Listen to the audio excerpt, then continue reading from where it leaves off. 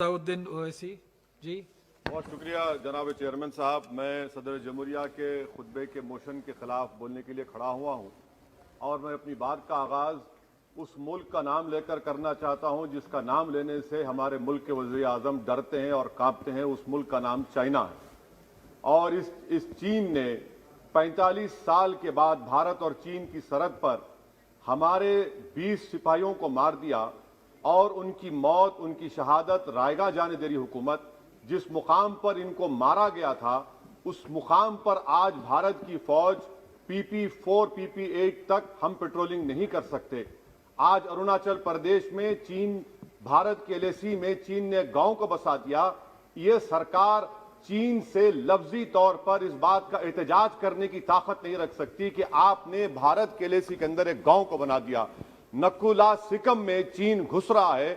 आखिर क्या डर है उस हुकूमत को और खास तौर से वजीर आजम को कि वो चीन का नाम लेने से डरते हैं? भाई, मुल्क की सलामियत का मसला है। मुल्क की जमीन पर चीन कब्जा करते जा रहा है और भारत के वजीर आजम चीन का नाम नहीं लेते। मैं उम्मीद करता हूं कि जब वजीर आजम अपना रिप्लाई देंगे तो वो हिम्मत दिखाएंगे और चीन का नाम लेकर कहेंगे कि चीन यहां पर इन जगहों पर घुसा हुआ है। सर, चीन आज भी अपना इंफ्रास्ट्रक्चर बढ़ा रहा है, वहां पर फौज को बढ़ा रहा है। मैं सरकार से जानना चाहता हूं कि जब बर्फ पिघल जाएगी दोबारा चीन हमला करेगा भारत की फौज पर, तो आप इसके लिए क्या तैयारी कर रहे हैं? और सर, मैं ये तकरीर इसलिए भी कर रहा हूं क्योंकि मैं एक आंदोलन जीवी हूं। मैं एक आंदोलन जीवी हूं, मुझे उसका फख्र है, इसलिए मैं खुल के बोल रहा हूं। अल्फाज छाप कर, किसी से डर कर बोलना मेरी फितरत में नहीं है। अफसोस तो इस बात का होता है सर कि जिस जगह पर हमको इंफ्रास्ट्रक्चर बनाना था हमने टिकरी पर बना दिया। जिस जगह पर हमको वो इंफ्रास्ट्रक्चर बनाना था हमने सिंगूर में बना दिया। जो इंफ्रास्ट्रक्चर की जरूरत थी हमने गाजीपुर पर बना दिया, अरुणाचल प्रदेश में नहीं बनाया। आखिर हो क्या रहा है? क्या किसान से जो बर्ताव किया जा रहा है वो ऐसा लग रहा है कि वो चीन की फौज बनी हुई है और जो चीन की फौज से बर्ताव किया जाना था आप किसानों से कर रहे हैं? तो मैं इस हुकूमत से जानना चाहता हूं कि इंफ्रास्ट्रक्चर और ये किसानों से क्यों जुल्म किया जा रहा है? सर, यहां पर ये तीनों कानून को लेना पड़ेगा वापिस, आपको आपकी अना को थोड़ा मिटाना पड़ेगा और तीनों कानून को वापस लेना पड़ेगा। सर, यहां पर मेरे को साहिर लुधियानवी का एक शेर याद आ रहा है। मैं साहिर लुधियानवी के साथ माजरत के साथ उस शेर में तरमीम करके कहना चाहूंगा कि जो मौजूदा हालात पर के साहिर लुधियानवी का शेर को थोड़ा तब्दील करके कि चीन पर करम, किसानों पर सितम, रहने दे थोड़ा सा भरम, ऐ जाने वफा ये जुल्म ना कर। ये साहिर लुधियानवी ने कहा था। हाँ, आपसे पूछ के करेंगे क्या? आप तो टुट्टे शायर हैं, ना शायरी आती आपको, ना जौक है, ना कुछ है, बोले जाते हैं क्या क्या बोलते हैं आपको ही मालूम। बहरहाल सर, ये जो किसानों का कानून है इसमें क्या काला है? काला इसमें यह है कि इस हाउस को एग्रीकल्चर स्टेट सब्जेक्ट है और वो कहां लिखा है संविधान में? एंट्री 14, एंट्री 28, शेड्यूल 7 में। और ये फेडरलिज्म के खिलाफ है। केशवानंदा भारती खास तौर पर कहता है कि फेडरलिज्म बेसिक स्ट्रक्चर है। तो ये सबसे बड़ा काला है। और सर, ये पूरा किसानों के एजिटेशन से क्या बात मालूम हुई कि सरकार को इस लोकसभा की अजमत, इसकी खूबसूरती की कोई इनके पास हैसियत नहीं है। सरकार इस ऐवान से डरती नहीं है। सरकार किससे डरती है? जब लोग रोड पर निकल कर आते हैं तो मोदी जी की नींद हराम हो जाती है। तो वही आप पैगाम दे रहे हैं कि लोग रोड पर निकले तो सरकार कहती है कि हम 1.5 साल तक कानून को मुलतवी कर देंगे। अरे आप कैसा बोलते? क्या इस ऐवान की तौहीन नहीं है? क्या आप यहां पर कानून अपनी ताकत की बुनियाद पर बनाते हैं और इस लोकसभा की अजमत को निस्तनाबूद कर देते हैं? तो ये बात आपने पैगाम दी कि जब लोग रोड पर निकल कर आते आप डरते हैं। आप बनाओ CAA के रूल्स, इंशाअल्लाह हम दोबारा रोड पे निकलेंगे, पूरे भारत में उसके खिलाफ एहतजाज होगा। सर, तीसरी बात, सबका साथ, सबका विकास, सबका विश्वास, ये भी झूठ है। क्यों झूठ है? बाबरी मस्जिद के डेमोलिशन का केस आता है, जजमेंट आता है और केस में कहा जाता है कि किसी ने नहीं तोड़ा। अगर सरकार उस जजमेंट के खिलाफ अपील क्यों नहीं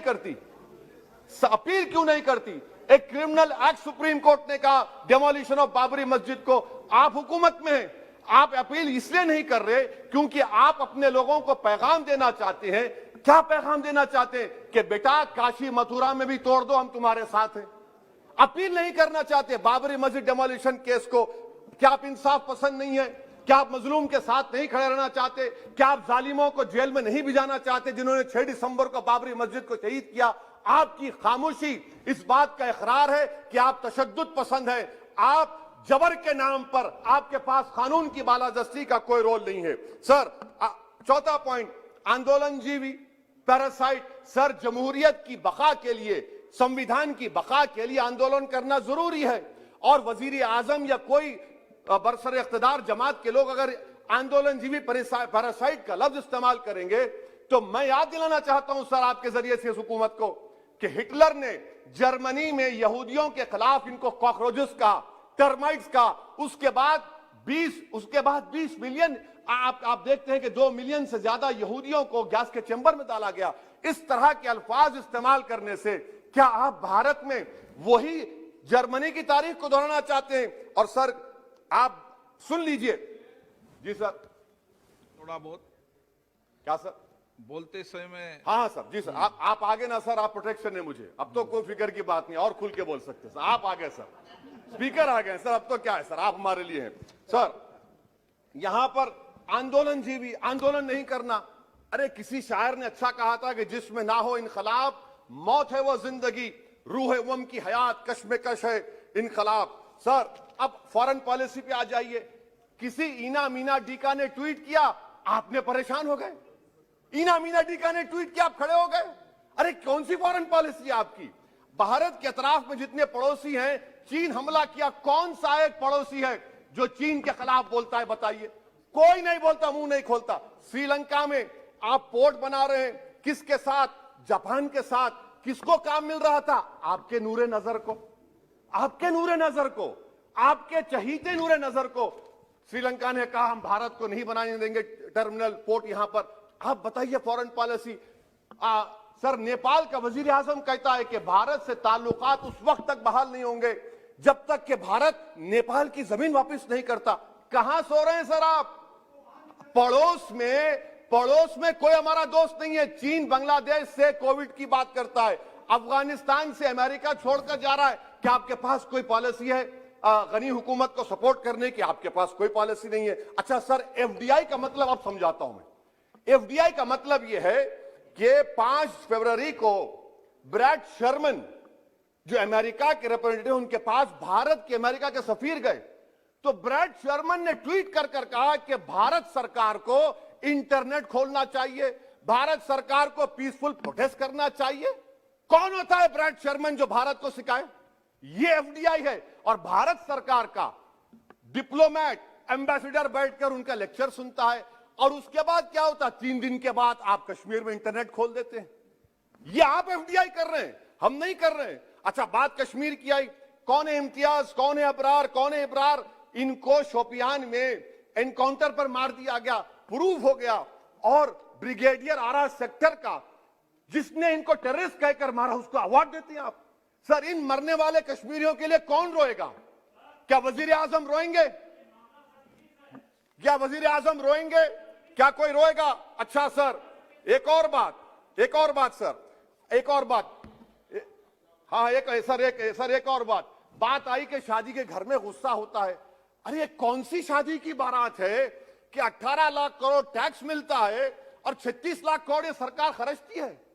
क्या शादी कर रहे हैं आप? वाह वाह, माने वाकई में आपकी इकोनॉमिक पॉलिसी को सलाम कि 18 लाख करोड़ टैक्स में मिलते हैं, 36 लाख आप लोग शादी में खर्चते हैं। मुबारक हो आपको, बड़ी शानदार घर है ये शादी का।